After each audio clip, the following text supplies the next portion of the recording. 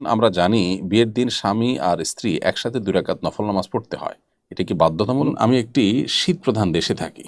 এখানে মানুষ জুতা সহকারে নামাজ পড়ে। এবার ইসলাম কি বলে? বিয়ের অনুষ্ঠানে খেজুর ছেটানো কি সুন্নাত?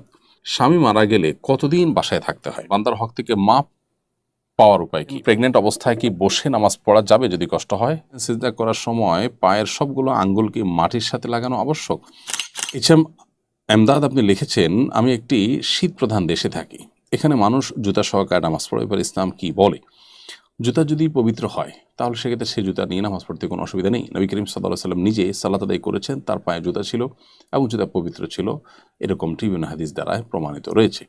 অতএব জুতা যদি মোটামুটি সফট থাকে, যেটা নিয়ে রুকু সিজদা বৈঠক আপনি সব কিছু করতে পারেন, সেটা যদি পবিত্র হয় সেই জুতা পড়তে কোনো অসুবিধা নেই। তবে হ্যাঁ, যে জুতা পরে নামাজ পড়তে গেলে আপনার বৈঠক করতে পারবেন না, রুকু সিজদা করতে পারবেন না ঠিক মতো, সেটা আপনি পরবেন না। অবশ্যই আপনার রুকু সিজদা যেন ঠিক মতো করতে পারেন সেটি এনশিওর করে জুতা পবিত্র হলে সেটা নিয়ে নামাজ আদায় করতে পারবেন।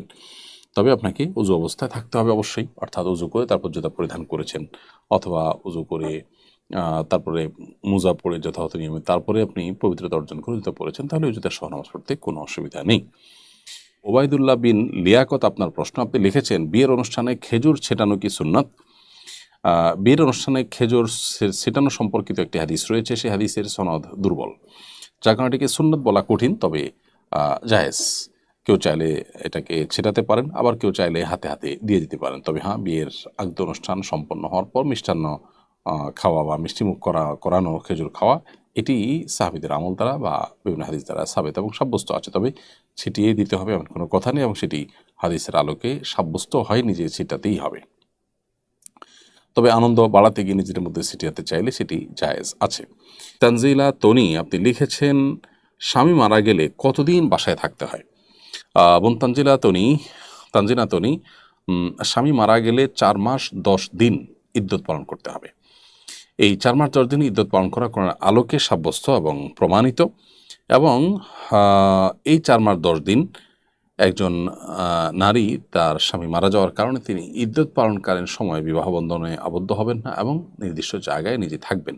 নির্দিষ্ট জায়গায় থাকবেন বলতে একটা কক্ষের ভেতরে আবদ্ধ থাকবেন না, নিজের ঠিকানার মধ্যে থাকবেন। বাহিরে ডাক্তার, কবিরাজের কাছে যাওয়া কিংবা বাজারে যাওয়া, শপিংয়ে যাওয়া, অন্য বাড়িতে বেড়াতে যাওয়া, এগুলো থেকে বিরত থাকবেন। একান্ত নিরুপায় না হলে, একান্ত নিরুপায় হলে আপনি অসুস্থ হয়ে গেছেন, তখন আপনি হসপিটালে যেতে পারেন অবশ্যই।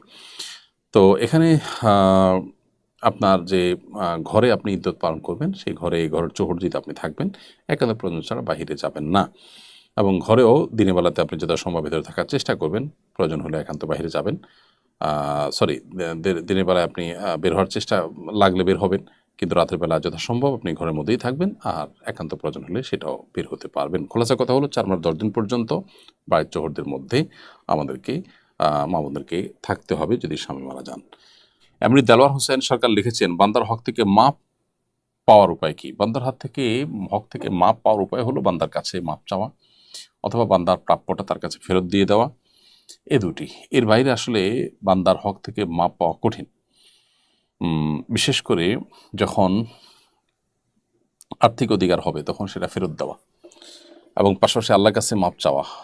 তারপর যদি অন্য কোনো অধিকার হয়ে থাকে, তাকে মুখ দিয়ে কষ্ট দিয়েছেন, তাহলে আপনি তার কাছে মাপ চাইবেন যে কোনোভাবে, পাশাপাশি আল্লাহর কাছেও মাপ চাইবেন। এভাবে ডাবল প্রচেষ্টা বা দ্বিমুখী প্রচেষ্টা করলে আশা করা যায় আল্লাহ তালা আমাদেরকে মাফ করবেন। রাফি আমাতুল্লাহ রুমা লিখেছেন, প্রেগনেন্ট অবস্থায় কি বসে নামাজ পড়া যাবে যদি কষ্ট হয়? নফল নামাজ তো বসে পড়তেই পারেন, আর যদি ফরজ নামাজ হয় তাহলে অসহনীয় কষ্ট হলে বসে পড়তে পারবেন, কিন্তু যদি সহনীয় থাকে তাহলে আপনাকে দাঁড়িয়ে নামাজ আদায় করতে হবে। মেহরাব হোসেন লিখেছেন, সিজদা করার সময় পায়ের সবগুলো আঙ্গুল কি মাটির সাথে লাগানো আবশ্যক? জি হ্যাঁ, নবী সাল্লাল্লাহু আলাইহি সাল্লাম বলেছেন, উমিরতু আন আসজুদা আলা সাবআতি আযমিন, 7টি আঙ্গুলের উপরে সিজদা করতে আমাকে নির্দেশ করা হয়েছে।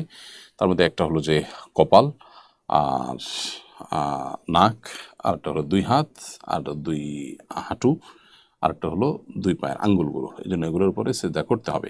যদি অল্প সময়ের জন্য উঠে গেছে সামান্য, আবার নেমে গেছে, তাহলে সেক্ষেত্রে নামাজ হয়ে যাবে ইনশাআল্লাহ। যদি একবারও আপনি আঙ্গুল ফ্লোরে টাচ না করে থাকেন তাহলে আপনার সিজদা হয়নি। আশরাফুল ইসলাম স্বপন লিখেছেন, আত্মীয় স্বজনের ভিতর কেউ মারা গেলে 3 দিন মাছ মাংস খাওয়া কি নিষেধ?